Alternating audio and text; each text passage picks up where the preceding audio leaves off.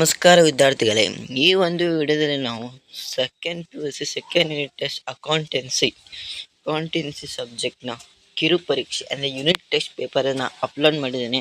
ನೋಡ್ತಿರ್ಬೋದು, ಈ ಒಂದು ಪೇಪರ್ ಬಳ್ಳಾರಿಯಿಂದ ಬಂದಿದ್ದು. ನೋಡ್ತಿರೋ ಫ್ರೆಂಡ್ಸ್, ಯಾವ ಥರ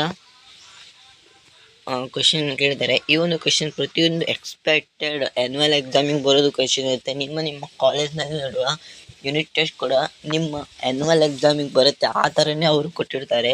ಅದಕ್ಕಾಗಿ ನೀವು ಯೂನಿಟ್ ಟೆಸ್ಟ್ನಲ್ಲಿ ಕೊಟ್ಟಿರೋ ಕ್ವಶನ್ಗಳನ್ನು ಕೂಡ ಪ್ರಾಕ್ಟೀಸ್ ಮಾಡಿ ಫ್ರೆಂಡ್ಸ್. ಅಲ್ಲ, ನಿಮಗೆ ಪ್ಲಸ್ ಪಾಯಿಂಟ್ಸ್ ಇರುತ್ತೆ. ನೀವು ಏನು ಸರ್ ಇದೆಲ್ಲ ಬರೋದಿಲ್ಲ ಅಂತ ಹೇಳಿಕ್ಕೆ ಹೋಗಬೇಡಿ. ಇಂಪಾರ್ಟೆಂಟೇ ಕೊಟ್ಟಿರ್ತಾರೆ. ನಿಮ್ಮ ಕಾಲೇಜ್ನಲ್ಲಿ ನಿಮ್ಮ ಟೀಚರ್ಗಳು ಗೊತ್ತಿರುತ್ತೆ, ಅವರು ಇಂಪಾರ್ಟೆಂಟ್ ನಿಮಗೆ ಪ್ರಾಕ್ಟೀಸ್ ಮಾಡಿಸ್ತಿರ್ತಾರೆ. ಅದಕ್ಕೆ ಅವರು ಇಂಪಾರ್ಟೆಂಟ್ ಕ್ವೆಶನ್ನ ಕೊಟ್ಟಿರ್ತಾರೆ. ನೀವು ಅದನ್ನು ಸರಿಯಾಗಿ ಪ್ರಾಕ್ಟೀಸ್ ಮಾಡಿ ನಿಮಗೆ ಆ್ಯನ್ಯುವಲ್ ಎಕ್ಸಾಮಿಗೆ ಕೂಡ ಬಹಳ ಹೆಲ್ಪ್ ಆಗುತ್ತೆ ಫ್ರೆಂಡ್ಸ್. ಅದಕ್ಕಾಗಿ ನೀವು ಈ ಒಂದು ಕ್ವೆಶನ್ನ ಪ್ರಾಕ್ಟೀಸ್ ಮಾಡಿ ಫ್ರೆಂಡ್ಸ್.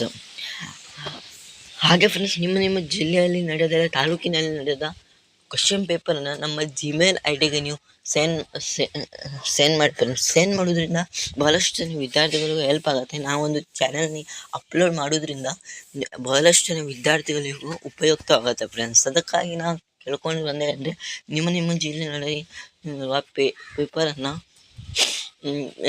ನಮ್ಮ ಇಮೇಲ್ ಐಡಿಗೆ ಸೆಂಡ್ ಮಾಡಿ. ನನ್ನ ಇಮೇಲ್ ಐಡಿ ಡಿಸ್ಕ್ರಿಪ್ಷನ್ ಬಾಕ್ಸ್ನಲ್ಲಿ ಕೊಟ್ಟಿರ್ತೇನೆ. ಇಲ್ಲಾಂದರೆ ನಿಮ್ಮ ಟೆಲಿಗ್ರಾಮ್ ಗ್ರೂಪಲ್ಲಿ ಜಾಯ್ನ್ ಆಗಿ ಅಲ್ಲಿ ನನ್ನ ಮೆಸೇಜನ್ನು ಅಲೋಡ್ ಮಾಡಿದ್ದೇನೆ ಮತ್ತು ಫೋಟೋಸ್ಗಳನ್ನ ಅಲೋಡ್ ಮಾಡಿದ್ದೇನೆ. ಆ ಮೂಲಕ ನೀವು ಸೆಂಡ್ ಮಾಡೋದು ಫ್ರೆಂಡ್ಸ್. ಅಷ್ಟೇ. ಹಾಗೆ ಫ್ರೆಂಡ್ಸ್, ಈ ಒಂದು ವಿಡಿಯೋನ ಇಲ್ಲೇ ಮುಗಿಸ್ತಿದ್ದೀನಿ.